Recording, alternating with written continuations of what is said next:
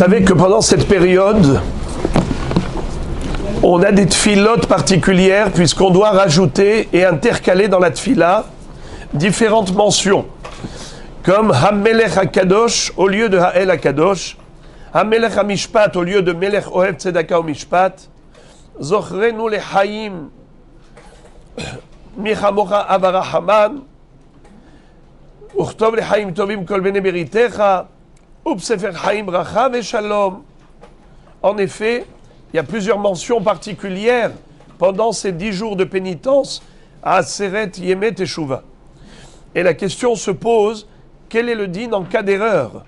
Si la personne a tout simplement oublié, elle a continué la tfila comme d'habitude. On sait très bien que chasse la nature, elle revient au galop. Donc la personne, elle récite et elle dit et elle fait ce qu'elle a l'habitude de faire. Alors, quel est le din dans ces cas-là d'erreur? Concernant les bakashot, les demandes, comme par exemple Zochrenu lechaim, Uchtov lechaim tovim, Upsefer chaim bracha veshalom, et même Michamocha avarahaman. Ça, ce sont des takanot à Géonim. C'est les Géonim après la période du Talmud, après la période de la Gemara. Ce sont les Géonim qui ont intercalé et inséré ces phrases dans la tfila. C'est la raison pour laquelle le psak halacha est que si on a oublié, eh bien on n'a pas besoin de recommencer ni la Hamida, ni les brachot. Tant qu'on n'a pas dit Baruch Ata Hashem, on n'a pas encore terminé la bracha, alors oui, il faut revenir en arrière. Par exemple, on a oublié Zochrenu lechaim. On a oublié de dire Zochrenu lechaim. Et on a commencé Melech Ozer Umoshia Umagen Baruch Ata. Et je n'ai pas encore dit Hashem. Alors dans ce cas-là, je reviens en arrière. Et je dis Zochrenu lechaim. Melech Havetz Bachaim Kodvenu Besefer Chaim Nemanach Elohim Chaim. Melech Ozer Umoshia Umagen Baruch Ata Hashem Magen Avraham. Mais si je me suis rendu compte qu'après avoir dit Baruch Ata Hashem, même si je n'ai pas dit Magen Avraham, je continue. Magen Avraham, je ne reviens pas en arrière. Maintenant, quel est le din concernant Hamelech HaMishpat? Si j'ai dit Melech Ohev Tzedaka ou Mishpat, alors cette question, je vais la traiter demain, Be'ezrat Hashem, parce qu'elle est complexe. Et vous allez voir demain les différentes opinions et toutes les idées extraordinaires qui découlent de cette halakha. Mais je vais maintenant me focaliser que sur Hamelech HaKadosh. Hamelech HaKadosh. Pourquoi on dit Hamelech HaKadosh au lieu de Ha'el HaKadosh? Eh bien parce que pendant ces 10 jours, depuis Rosh Hashanah jusqu'à Kippour, HaKadosh Baruch Hu juge le monde, toutes les créatures. Comme dit la Gemara, qu'il y a 3 livres qui sont ouverts à Rosh Hashanah. L'un des tzadikim, l'un des rechaim et l'autre des benonim. Les tzadikim sont inscrits dans le livre de la vie immédiatement. Les rechaim, dans le contraire, immédiatement. Les bénonim, les gens d'un niveau moyen, eh bien ceux-là, HaKadosh Baruch Hu n'a pas scellé leur sort. Leur destin n'a pas encore été fixé, figé. Il est encore malléable. Il y a encore une possibilité de faire basculer la balance dans le sens positif. Si on fait Teshuvah entre Rosh Hashanah et Kippour, eh bien à Kippour, même les bénonim, nehtamin lechaim. HaKadosh Baruch Hu va les sceller et les inscrire dans le livre de la vie. Alors maintenant, puisque HaKadosh Baruch Hu juge le monde, donc il montre sa suprématie, il démontre sa royauté. C'est pour ça qu'il est Hamelech HaKadosh, Hashem Melech. C'est la période de la Malchut Hashem. De par le jugement, il montre le fait qu'il détient tous les pouvoirs et le sort de chacune des créatures. Si on s'est trompé, ou bien même si on a un safek, qu'on a un doute, est-ce qu'on a dit convenablement Hamelech HaKadosh, ou peut-être on a dit Ha'el HaKadosh, eh bien on considère qu'étant donné que habituellement l'homme dit Ha'el HaKadosh, certainement il a dit comme d'habitude Ha'el HaKadosh. Et donc il doit recommencer la Hamida. Question, pourquoi il faut recommencer la Hamida? Autant recommencer juste Ata Kadosh Veshimcha Kadosh, là où a eu lieu l'erreur. La réponse, c'est que les 3 premières brachot de la Hamida sont considérées comme une seule. car les trois, ce sont des éloges et des louanges que l'on fait à Kadosh Baruch Hu. Magen Avraham, Mechaye Ametim, Hamelech HaKadosh, tout cela, ce sont des shvachim. Après, on commence les bakashot. Atahonen, Selahlanu, Ashivenu, Enaberonienu, Refaenu, Barechenu. Tout cela, ce sont des prières, des supplications, des demandes. C'est déjà une autre catégorie de tfila. Ce sont les 13 bakashot intermédiaires. On a 3 brachot au début de la Hamida, 3 à la fin. Tout ça, ce sont des shvachim, mais au milieu, on a des demandes particulières qui nous concernent directement, où on demande à Kadosh Baruch Hu d'avoir pitié de nous. Alors, étant donné que la bracha de Ha'el HaKadosh et Mechaya Metim et Magen Avraham, tout cela, ce sont des shvachim, alors, quelqu'un qui s'est trompé dans Melech HaKadosh, au lieu de dire à Melech HaKadosh, il a dit Ha'el HaKadosh, eh bien, il doit recommencer la Hamida depuis le début. C'est-à-dire, les 3 premières brachot, c'est la même bracha. D'accord ? Ça, c'est pour l'individu. Qu'en est-il du Shaliach Tzibour ? Un Shaliach Tzibour qui s'est trompé. Et il a dit Ha'el HaKadosh, au lieu de Ha'melech HaKadosh. Quand je parle du Shaliach Tzibour, c'est-à-dire Shaharit et Mincha. On a déjà dit Na'agdishach ve'na'aritzach kenoam siyach sot zarfe kodesh ata kadosh ve'shimcha kadosh u'kedoshim baruch ata Hashem hakel HaKadosh. Et après, on lui dit Hey, Hamelech HaKadosh. Normalement, quelqu'un qui s'est trompé, il a la possibilité de se rattraper, torquer des dibours. Qu'est-ce que ça veut dire ?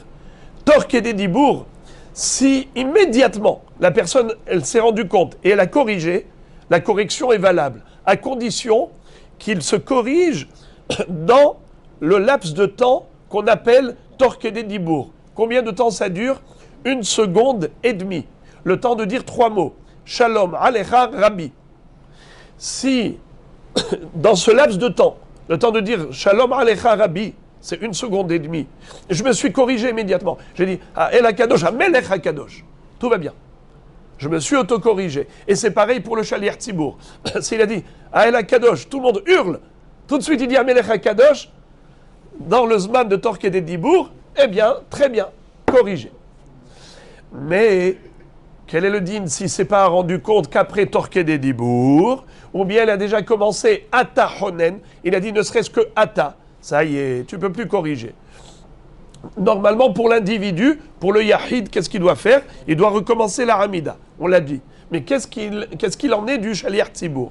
Est-ce qu'il doit recommencer la Hamida avec Nagdishar Venaharitzar ou pas ? Alors là, il y a une grande mahloquette entre les poskim. Le Rav Ovadia Yosef Zatzal dit que le Shaliach Tzibour qui s'est trompé, après la Kedusha, eh bien, il recommence que Ata Kadosh, Veshimcha Kadosh. Il ne recommence pas toute la Hamida. Pourquoi ? Il dit que Nagdishar Venaharitzar, la Kedusha qu'on a récitée, elle a marqué un arrêt entre les 2 premières brachot et la 3e. Ça veut dire que ce n'est pas comme le Yahid. Le Yahid, il fait les 3 brachot d'affilée. Magen Avraham, Mechaya Metim, Hakel HaKadosh. Mais le Shaliach Tzibour, lui, il ne fait pas d'affilée les 3 brachot. D'abord, Kedusha, et ensuite, Hakel HaKadosh. Alors de ce fait, étant donné que la Kedusha a servi d'intercalaire, alors c'est comme si Ata Kadosh du Shaliach Tzibour, c'était une bracha indépendante des précédentes. Ça ne fait pas une seule entité. Et de ce fait, quel est le din ? Il ne recommence que depuis Ata Kadosh. C'est ce que dit le Rav Ovadia Yosef Zatzal. Mais le Rav Ben Sion Abba Shaul Zatzal, aussi le Rav Shlomo Zalman Auerbach, et Zatzal, qui était contemporain du Rav Ovadia Yosef, n'était pas d'accord. Bien que Rav Ovadia Yosef, il a apporté une preuve très forte du Yerushalmi. Le Yerushalmi nous dit que à l'époque où les gens n'avaient pas de Siddurim, il n'y avait que le Chazan qui faisait toute la tfila. Même le Yotzer, c'était le Chazan qui faisait le Yotzer et tout le monde écoutait. Si par exemple il s'est trompé au milieu d'une tfila, au milieu d'une bracha de Yotzer, alors le nouveau Chazan qui allait reprendre, il allait reprendre depuis le début de la bracha, pas au milieu de la bracha. Il ne peut pas y avoir deux Chazanim pour la même bracha. Mais si l'erreur, elle a eu lieu dans la El Baruch Ne'imot Itenu, alors le deuxième Chazan, il reprend depuis la El Baruch Ne'imot Itenu.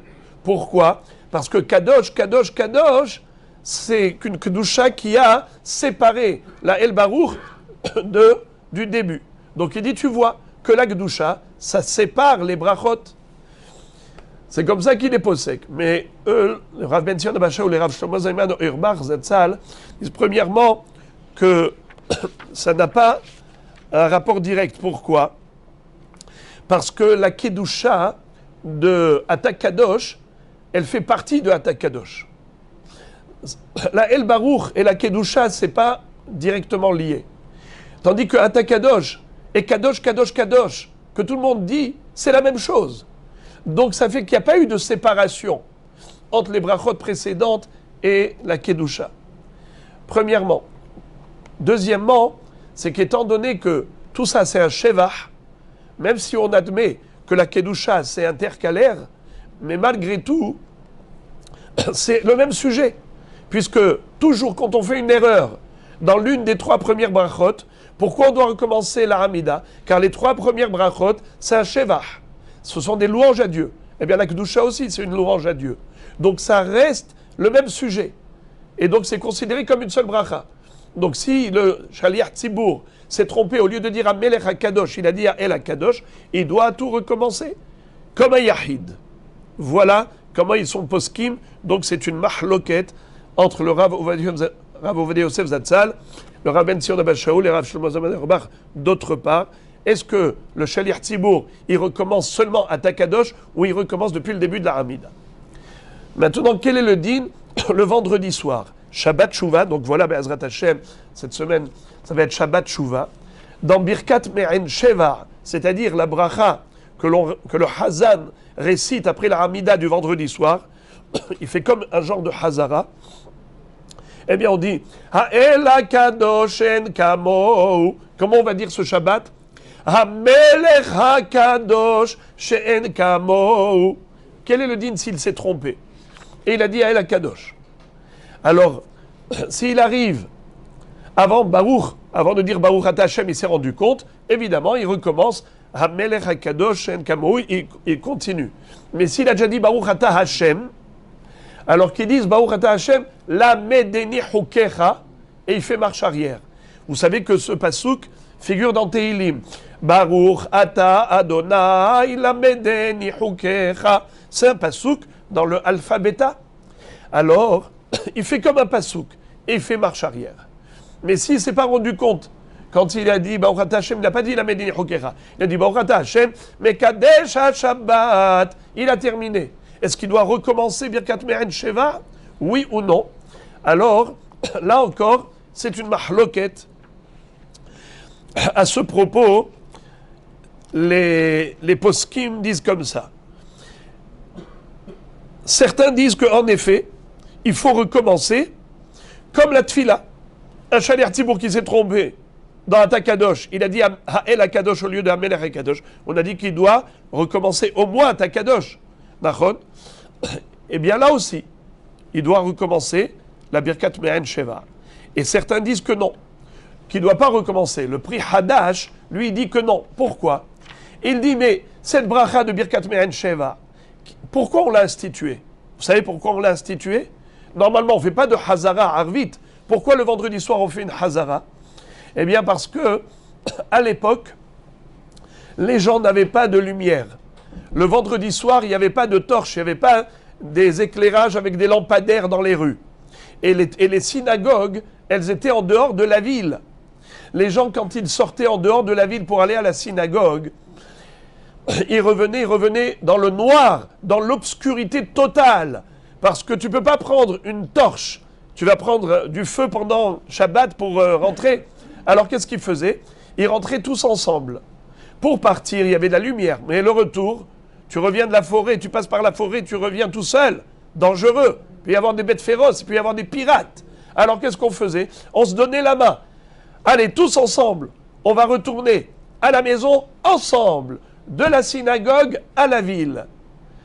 Mais si quelqu'un est venu en retard, un retardataire, il a commencé la tfila tout seul, alors les autres, ils ont terminé, ils s'en vont. Et lui, il est tout seul. Il va rentrer chez lui, tout seul, il va être en danger. Quoi, nous, les Juifs, on ne pense pas aux autres. Chas v'shalom, on est solidaires. Alors, Hachamim, on dit, on va faire une hazara, une mini hazara de la Hamida de vendredi soir pour l'attendre. Comme ça, lui, en attendant, il va terminer sa Hamida et il va nous rejoindre et on rentre tous ensemble à la maison. Comme ça, tout le monde protège tout le monde.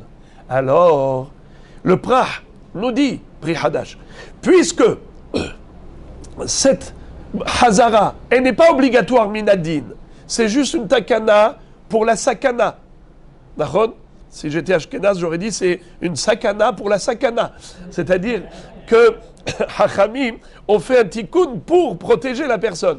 Mais si tu as fait une erreur, ce n'est pas grave. Tu as fait une erreur, tu as dit El HaKadosh au lieu de Amelech HaKadosh En Kamo, ce n'est pas grave. D'accord ? Donc, de ce fait, d'après le Prah, on ne refait pas. Alors, puisqu'on a une mahloket, qu'est-ce qu'on dit ? Safek berachot lehakel. Quand on a une mahloket entre les poskim, est-ce qu'il faut recommencer la bracha ou pas ? On ne recommence pas. Mais celui qui fait toujours comme les Mekoubalim, d'après la Kabbalah, alors il faut recommencer Birkat Me'en Sheva si on s'est trompé, car d'après la Kabbalah, Birkat Me'en Sheva, c'est pas juste pour la sakana, comme nous explique la Gemara par rapport à la sakana. Il y a derrière cette takana des sodotes. D'après la Kabbalah, il y a des sodotes. C'est pour ça que le Ben Ishai qui est un Mekoubal et le Hida qui est un Mekoubal, les deux disent qu'il faut recommencer la Birkat Me'en Sheva. Pourquoi ? Parce qu'il dit d'après la Kabbalah, cette bracha, elle est obligatoire. Et de ce fait, s'il s'est trompé et qu'il a dit Ha'el HaKadosh au lieu de Hamelech HaKadosh, quelqu'un qui suit toujours les Mekoubalim dans tout ce qu'il fait, alors il doit recommencer également la bracha de Birkat Me'en Sheva. Je voudrais juste terminer en disant pourquoi ça s'appelle Birkat Me'en Sheva. Une bracha qui résume les 7. Parce qu'en effet, Shabbat, on a 7 brachot. Les 3 premières, Magen Avraham, Echaya Metim, Ha'el HaKadosh. Les 3 dernières, Amahazir, Shechinato, Letzion, Atov, Shimcha, Ulchana, Eleodot, Amevarech et Amo Israël, Bat Shalom. Et la bracha centrale qui est Mekadesh Shabbat. Ça fait en tout et pour tout 7 brachot. Quand on dit Me'en Sheva, ça veut dire qu'une bracha, une hazara, qui résume les 7 brachot. C'est Magen Avot, Bidvaro, c'est Magen Avraham, Magen Avot. Mechaye Metim, Mema Amaro, c'est Mechaye Metim. Ha'el HaKadosh, En Kamohu, c'est Ha'el HaKadosh, et ainsi de suite. Chaque phrase correspond à une bracha entière de la Hamida. Pour ça que ça s'appelle Birkat Me'en Sheva, et spécialement le vendredi soir, Chachamim ont été metakenota par solidarité avec l'ensemble du peuple juif.